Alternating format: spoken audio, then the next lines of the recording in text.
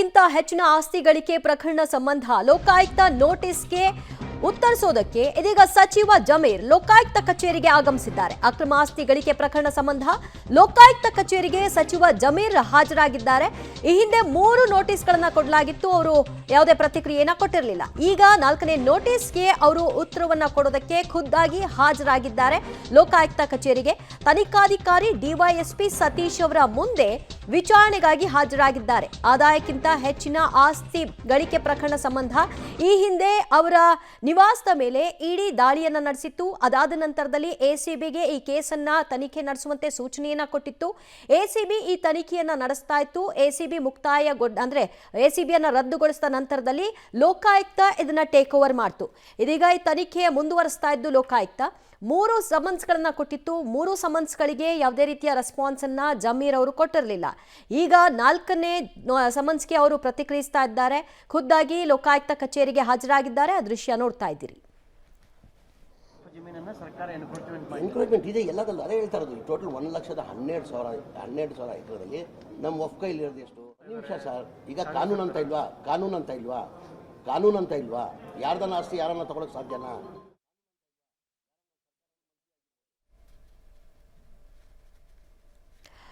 ಮತ್ತಷ್ಟು ಮಾಹಿತಿ ಪಡೆಯೋಣ ನಮ್ಮ ಪ್ರತಿನಿಧಿ ನರಸಿಂಹಮೂರ್ತಿಯಿಂದ. ನರಸಿಂಹಮೂರ್ತಿ, ಈ ಕೇಸ್ನ ಎಸಿಬಿ ಹ್ಯಾಂಡಲ್ ಮಾಡ್ತಿತ್ತು. ಅದಾದ ನಂತರದಲ್ಲಿ ರದ್ದಾದ ನಂತರ ಲೋಕಾಯುಕ್ತಕ್ಕೆ ಶಿಫ್ಟ್ ಆಯಿತು. ಈಗ ಈ ಕೇಸ್ನ ತನಿಖಾ ಪ್ರಗತಿ ಎಲ್ಲಿಗೆ ಬಂದಿದೆ? ಈ ಹಿಂದೆ ಕೊಟ್ಟಂತಹ ನೋಟಿಸ್ಗೆ ಯಾವುದೇ ರೆಸ್ಪಾನ್ಸ್ ಅನ್ನ ಕೊಟ್ಟಿರಲಿಲ್ವಾ ಜಮೀರ್? ಈಗ ಮೊದಲನೇ ಬಾರಿಗೆ ಅವರು ವಿಚಾರಣೆಗೆ ಬಂದಿದ್ದಾರೆ. ಏನೆಲ್ಲ ಬೆಳವಣಿಗೆ ಆಗಿದೆ? ಈ ಸಂದರ್ಭದಲ್ಲಿ ಏನು ರಿಯಾಕ್ಟ್ ಮಾಡಿದ್ರು? ದಿವ್ಯಾ, ಐಎಂಎ ಹಗರಣ ಸಂಬಂಧ ಜಾರಿ ನಿರ್ದೇಶನಾಲಯ ಜಮೀರ್ ಅವರ ಮನೆ ಮೇಲೆ ದಾಳಿಯನ್ನ ನಡೆಸಿತ್ತು. ದಾಳಿ ಸಂದರ್ಭದಲ್ಲಿ ಒಂದಷ್ಟು ಆದಾಯಕ್ಕಿಂತ ಹೆಚ್ಚಿನ ಆಸ್ತಿಯನ್ನ ಹೊಂದಿದ್ದಾರೆ ಅನ್ನೋ ಮಟ್ಟಿಗೆ ಎಸಿಬಿಗೆ ಕೇಸನ್ನ ರೆಫರ್ ಮಾಡಿತ್ತು. ಅಂದ್ರೆ ಈ ಬಗ್ಗೆ ಆದಾಯಕ್ಕಿಂತ ಹೆಚ್ಚಿನ ಆಸ್ತಿಯನ್ನ ಹೊಂದಿದ್ರ ಬಗ್ಗೆ ತನಿಖೆಯನ್ನ ನಡೆಸುವಂತೆ ಇಡಿ ಅಧಿಕಾರಿಗಳು ಅಂದಿನ ಎಸಿಬಿ ಅಧಿಕಾರಿಗಳಿಗೆ ಸೂಚನೆಯನ್ನ ಕೊಟ್ಟಿದ್ರು. ಆಗ 2021ರಲ್ಲಿ ಎಸಿಬಿ ಅಧಿಕಾರಿಗಳು ಈ ಸಂಬಂಧ FIR ಅನ್ನ ಕೂಡ ದಾಖಲು ಮಾಡಿಕೊಂಡಿದ್ರು. ಅದಾದ ಬಳಿಕ ಜಮೀರ್ ಅವರ ಮನೆ ಮೇಲೆ ದಾಳಿಯನ್ನ ನಡೆಸುವ ಕೆಲಸವನ್ನ ಕೂಡ ಮಾಡಿದ್ರು. ಇಡಿ ಅಂದಾಜಿಸಿದಂತೆ ಸುಮಾರು 2034%ನಷ್ಟು ಹೆಚ್ಚು ಅಂದ್ರೆ ಆದಾಯಕ್ಕಿಂತ ಹೆಚ್ಚಿನ ಆಸ್ತಿಯನ್ನ ಹೊಂದಿದ್ದಾರೆ. ಡಿಸಪ್ರೋಪ್ರಿಯೇಷನ್ ಆಫ್ ಅಸೆಟ್ ನಡಿ ಆಗ ಎಸಿಬಿ ಅವರು ಪ್ರಕರಣವನ್ನ ದಾಖಲು ಮಾಡಿ ಮನೆ ಮೇಲೆ ದಾಳಿಯನ್ನ ನಡೆಸಿ ತನಿಖೆಯನ್ನ ನಡೆಸ್ತಿದ್ರು. ಎಸಿಬಿ ರದ್ದಾದ ಬಳಿಕ ಕೇಸ್ ಲೋಕಾಯುಕ್ತಕ್ಕೆ ವರ್ಗಾವಣೆಯಾಗಿತ್ತು. ಇದೀಗ 3 ಬಾರಿ ಸಚಿವ ಜಮೀರ್ ಅವರಿಗೆ ಸಮನ್ಸ್ ಅನ್ನ ಇಶ್ಯೂ ಮಾಡುವ ಕೆಲಸವನ್ನ ಲೋಕಾಯುಕ್ತದ ಅಧಿಕಾರಿಗಳು ಮಾಡಿದ್ರು. ಇವತ್ತು 4ನೇ ಸಮನ್ಸ್. ಇದೀಗ ತನಿಖಾಧಿಕಾರಿ ಅವರ ಸಮಯವನ್ನ ಪಡೆದುಕೊಂಡು ಜಮೀರ್ ಇದೀಗ ಕೇವಲ ಕೆಲವೇ ನಿಮಿಷಗಳ ಹಿಂದೆ ತನಿಖಾಧಿಕಾರಿ ಡಿವೈಎಸ್ಪಿ ಸತೀಶ್ ರವರ ಮುಂದೆ ಜಮೀರ್ ಅಹ್ಮದ್ ವಿಚಾರಣೆಗೆ ಹಾಜರಾಗಿದ್ದಾರೆ. ಅಂದ್ರೆ ಡಿಸಪ್ರೋಪ್ರಿಯೇಷನ್ ಅಸೆಟ್ಸ್ ಸಂಬಂಧ ಒಂದಷ್ಟು ಪ್ರಶ್ನೆಗಳನ್ನ ತನಿಖಾಧಿಕಾರಿ ಕೇಳಿದ್ದಾರೆ. ಅದಕ್ಕೆ ಸಚಿವ ಜಮೀರ್ ಅವರು ಉತ್ತರವನ್ನ ನೀಡಬೇಕಾಗುತ್ತೆ. ಇದೀಗ ಒಳಗೆ ಹೋಗಿದ್ದಾರೆ. ಲೋಕಾಯುಕ್ತದ ಕಚೇರಿಯ ಒಳಗೆ ಹೋಗಿ ಸಚಿವ ಜಮೀರ್ ಅವರು ತನಿಖಾಧಿಕಾರಿಯ ಪ್ರಶ್ನೆಗಳಿಗೆ ಉತ್ತರವನ್ನ ನೀಡುವ ಕೆಲಸವನ್ನ ಮಾಡ್ತಿದ್ದಾರೆ.